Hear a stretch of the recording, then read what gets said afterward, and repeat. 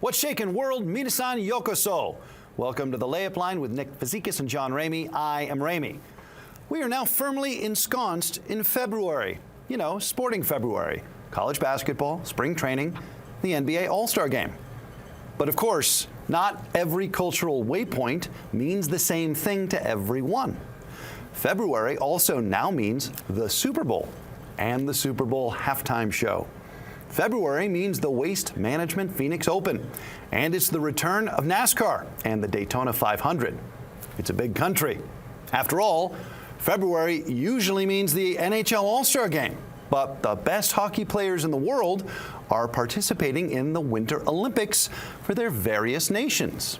The Olympics mean that this February is also a celebration of the quad god, Ilya Malinin, the outstanding and brilliant Russian-Uzbek-American figure skater. He's from Virginia. It turns out February can mean a lot of things to a lot of people across the sporting landscape of these United States. There's a great big sports world to cram into a short little month, just like there's a great big culture to cram into a short little halftime show. You don't need to know the words to a single Bad Bunny song any more than you need to know which jump the quad god just landed to appreciate it for what it was and what it is. American greatness. It hasn't gone anywhere. The Layup Line is next.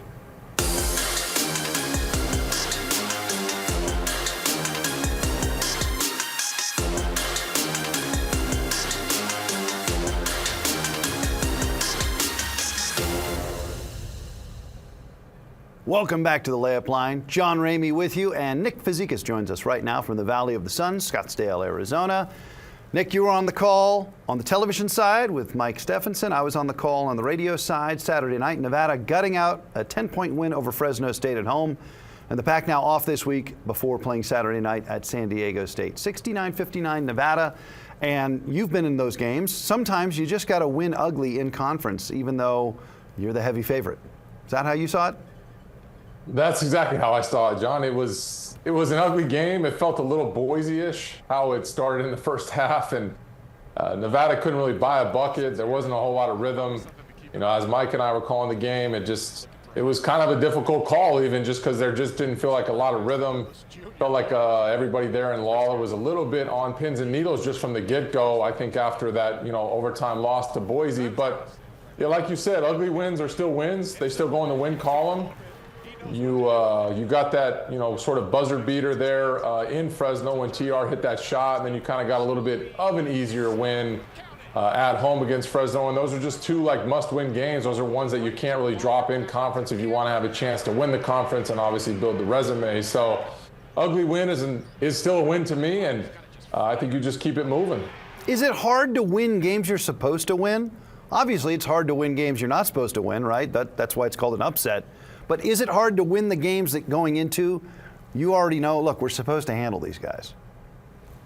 I mean, it can be a little tricky, right? I mean, you have a game plan. It kind of just doesn't help when you have two tough games with an easy game sandwiched in between, right? Because it kind of just feels like they say, the trap game. And you can kind of just lose focus. You kind of show up to the arena or the venue and kind of not maybe have the same kind of energy that you might have if it is a San Diego State or it is in New Mexico. But those to me are what separate great teams from maybe just good teams. And great teams show up and they want to win those games, and they kind of, just put your foot on the opponent's throat, and you kind of just put them away early. And Nevada wasn't able to do that until it kind of got latter part of that second half, John. But yeah, I mean, that's to me what separates really, really good teams is the guys that show up and execute the game plan, play with the energy, and make sure that they get the win even in those games that you're supposed to win. Big man Joel Armatrading made his first appearance since suffering a fractured sternum against Washington on Thanksgiving. What does his return mean, and what did you think? I mean, they just kind of put his toe in the water a little bit, just a couple of minutes, I think 6 minutes, just to get some game action. But what did you think, and what could it mean coming down the stretch for the Wolfpack? Well, coming down the stretch, I think it's going to be huge. I mean, he looked like he was in shape. He looked like his bruised sternum or whatever that, classified injury was, didn't really seem to bother him. And I think the most important thing was, he didn't look all that rusty to me. I mean, the one good thing for him is he's not like a jump shooter. He's not a guy that, probably is going to need to get a bunch of touches. He just never was really like that. But I think the biggest bonus is that Elijah Price now moves to the 4, and he gets to guard guys that he's more accustomed to guarding to. I mean, there's been some big bodies when you look at like the GCU and even the Fresno State big and Jock. Like, those guys are just like big boys that Elijah just kind of has troubles with. And it was just a better combination when you had Joel and Elijah, because Joel is the big body that is, down to get dirty down in the inside, and Elijah's more of like the rebounder, kind of, the guy that's just going to pick up kind of the slack of not having to guard that big. And so I think that's where you're going to see the biggest bonus going forward and down the stretch, John, with the Pack is that Elijah goes to the 4, and that's going to be huge for them. Tyler Rollison, who had, as you mentioned, the game winner in Fresno against the Bulldogs, puts up 11 points off the bench in this 10-point victory at home against Fresno State. He also has like 5 assists. If you're getting 11 points and 5 assists per game from Tyler Rollison, I feel like Nevada just levels up. Is he the X factor? Is his consistency going to be the thing that makes or breaks Nevada as we come down the stretch? I know I've said that a couple times, but like, it's February. It's almost mid-February. Like, Nevada's got to be able to rely on that bench, I think. I mean, they have to. I mean, against Boise, we talked about it, how they only had 3 points off the bench, and Coach Alford was not thrilled about that with the performance of the bench in Boise. And yeah, I mean, TR has, he's been with the program several years now. He's obviously proven that he can make big shots and this and that. It's just, at times, sometimes it's like TR's there and then sometimes he's not. But he definitely is an X factor because he makes big shots. He does make big plays. He kind of like rises to the moment when sometimes it's needed. But the moment is needed at every single night. You know what I mean? That's the thing for me is it's like, you get San Diego State on Saturday. Hopefully there's, you get some production out of him there. But it's like when you play the Air Force and you play the Wyoming coming down the stretch, you can't come in and give us 3 and 2 and then all of a sudden just be like, well, yeah, we played Air Force. It wasn't that big. Like, it's still got to be that 11 and 5 number. It's still got to be that punch off the bench, because without that, I mean, you're just severely depleted when you do go to that bench. And that's just something that can't happen for teams that want to be playing in March. Quad 1 opportunity for the Wolfpack at Viejas Arena, Valentine's night, 7 o'clock, Saturday evening. We are recording this on Tuesday. Can Nevada get it done? I mean, this is an amazing opportunity to enhance the resume, but Nevada has not won at San Diego State in the millennium. Going to be tough, right, John? I mean, it's still the king of the mountain, right? That's what I've been saying. I think the Aztecs still kind of wear that crown, and it's not an easy place to play. It's not an easy team to beat. I mean, the one thing, though, that is a little bit, optimistic about this game is, the Pack kind of gave that game away in Reno. I mean, they had that game all wrapped, sealed, delivered, and just couldn't get it out the door. So that's one thing I think you hang your hat on. I think you obviously, from, Coach Alford's standpoint, I think you can go back and watch some of that film. If it was me, I would put together a film session of like a lot of the positives and things that were very, effective against the Aztecs, so that guys can go in and understand that this worked. Just for the simple fact that it's going to build confidence. You're going to need confidence. You're going to need that belief when you walk into San Diego State, knowing that you can't win or can win, because I think that's a big issue, is that guys go down to San Diego, no matter who it is, and I think you kind of walk into that arena and you're like, well, we're taking the lump tonight. But if you have that belief, this is definitely a game that we've talked about. This is not a game you're supposed to win, so, all the pressure lies on San Diego State come Saturday night. All right, he's a lover, not a fighter, Nick Fazekas. But when we come back on the Layup Line, we're going to talk about a brawl in the NBA. Stay with us. The following segment is sponsored by Northern Nevada Toyota Dealers. Welcome back, Layup Line. I'm Ramey. He is Fazekas. And 4 guys were thrown out in a fight. Dateline Charlotte, North Carolina, the Associated Press reporting. A fight between the Detroit Pistons and Charlotte Hornets in the third quarter of Monday night's game resulted in 4 player ejections. Charlotte's Moussa Diabate and Miles Bridges were tossed. Detroit's Jalen Duren and Isaiah Stewart were tossed. What do we need to know about basketball brawls, Nick Fazekas? And have you been in one? Do you have any stories about that? Like, what's etiquette? think etiquette from like my standpoint, or just from like an NBA player standpoint, is you kind of have to remember who's in the building that night. I mean, you look at the Mouse at the Palace, and like that was like the most epic brawl that you possibly could get. But it's like the last thing you want to be showing the youth is that this is okay, and that, you know, that I understand tempers flare. I've been there before where tempers do flare. You know, I think you just have to keep it cool to a certain extent, that you know that you can't do that. I mean, there's 15,000 people in the arena, not to mention how many people are watching this on TV. And it's just not I don't know, from an etiquette standpoint, to me, it's not a good look. I understand the competition is there. You got to have your teammates' backs, right? You got to have your teammates' backs. I mean, yeah, I get having your teammates back, but it's also like, I mean, you're not allowed to just fight somebody in the street either. You know what I mean? Like, you go fight somebody at the bar, like you're gonna end up in jail, like you're gonna end up with a ticket or whatever it is. I don't understand why it's okay to be able to do that on a basketball court in front of that many people. Like, if that broke out on, you know, on whatever Kitsky Boulevard out there in Reno, like right. The police are gonna show up and it's gonna be ugly. So it's like, I don't know. I get having your teammates back. I think more so having your teammates back in that, from etiquette standpoint, is very much grab him, talk some sense into him, try to make sure to try to diffuse the situation. I don't think you want to be the Isaiah Stewart of the bunch where you're kind of become the enforcer. Now, we talk about hockey and there is such thing as an enforcer, but basketball-wise, I don't know. I don't like the look of it. I just don't think it's great for, you know, what the kids in the building are seeing. Did you ever scrap? Did you ever scrap in a game? I've never scrapped. Going back to my freshman year, not naming names, we had two guys get into it. I think that was probably my first scrimmage, John, that I'd ever taken part in on campus. We were down there at the little gym where they play volleyball, and we had two guys that got into it. And I remember sitting on the side. One of them actually came through the door and basically jumped over the top of me to lunge at the other one. And I just was like, looking around like, what did I sign up for? Like, I mean, it was like my first week on campus. And I remember I called my dad afterwards and I was like, dude, what is going on? And he just kind of explained like, yeah, those are the things that happen when you start to get like grown men that get upset with each other. But yeah, I don't know. I think I am more the lover than the fighter. A message of peace from Nick Fazekas. I have to say, I'm not surprised, but I'm also pleased. We'll take a timeout. When we come back, we'll talk about a less violent and I think much more decadent and enjoyable event, the Waste Management Phoenix Open. That's next on the Layup Line.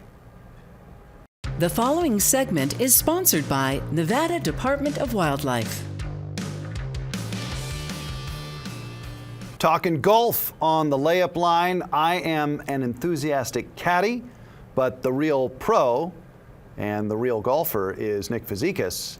Now, Nick, the Phoenix Open, the Waste Management Phoenix Open, taking place, and it always kind of lines up with the Super Bowl. It's right around Super Bowl weekend. And big comeback, maybe a big collapse, depending on your perspective, atop the leaderboard, as Hideki Matsuyama fell apart, and Chris Gotterup ended up winning in a playoff. But I want to know all about this thing because I feel like I didn't give much thought to the Phoenix Open, and then all of a sudden the internet has told me it's like the biggest party of the year. And of course you're right there in Scottsdale, and you are well ensconced in the golfing community. So I'll just let you cook. First of all, was this Matsuyama's to lose, and was it a brutal collapse? I mean, it was a collapse to an extent, right? I mean, Matsuyama hit 2 of 13 fairways on Sunday, so it wasn't exactly like he was actually cooking that day. I mean, I would imagine if you asked Hideki about the day that he had, he would probably say he was very, very fortunate to be where he was at. I mean, I've played the golf course a couple weeks before it closed for those guys to come in, and that rough is something serious. So when you're not playing out of the fairway the entire day, I mean, pretty fortunate to just be in that position. But yeah, I mean, Hideki on hole 18, the way that hole plays, if you're playing any sort of cut, I mean, it's a long hole from the tips where those guys are playing, but at the end of the day, he's going to hit the 3-wood, probably in play. He decided to pull out driver. Like I said, he didn't hit driver well the whole entire day. I think the play there, knowing that he has a one-shot lead, probably go 3-wood, go make a par, get up out of there. I mean, it's probably 19 out of 20 times he can make a par with a 3-wood from the way back. That being said, I mean, maybe that's just what he felt. And I don't know if maybe his caddy didn't tell him where he was at. Maybe he didn't know where he was at. That seems hard for me to imagine, but I've never played in a golf tournament. I know that sometimes you play with guys that don't want to know where they're at because they just want to play their game. And maybe that's how Hideki is. But then, yeah, I mean, going into that playoff hole, it was just unfortunate that whoever shouted or whatever happened on that backswing when he hit that driver, like it probably really threw him for a loop at that point since he had already snapped the one left. And then he snapped that other one way, way left after that, after Goddard absolutely destroyed his drive. But maybe it was a meltdown. Maybe it was what it was. Maybe it was a bad play to not go to the 3-wood in regulation. But, I mean, you got to tip your hat to Goddard. I mean, he made a sick putt, played the hole absolutely perfectly. I mean, it was probably going to be hard for Hideki to birdie that hole to begin with. I mean, it's not a very birdieable hole. And Goddard got it done with, like, that 20-footer. So I feel bad for Hideki. He's a 2-time champ there. He obviously knows that golf course really well. But, very cool for Chris Goddard. The guy probably should have been on the Ryder Cup team. I think he's starting to rack up some wins, and I think you do ultimately see him on the U.S. Ryder Cup team. So I was happy to see him win. All right. Was Pin High, your company, and the Layup Line represented at TPC Scottsdale during the Phoenix Open?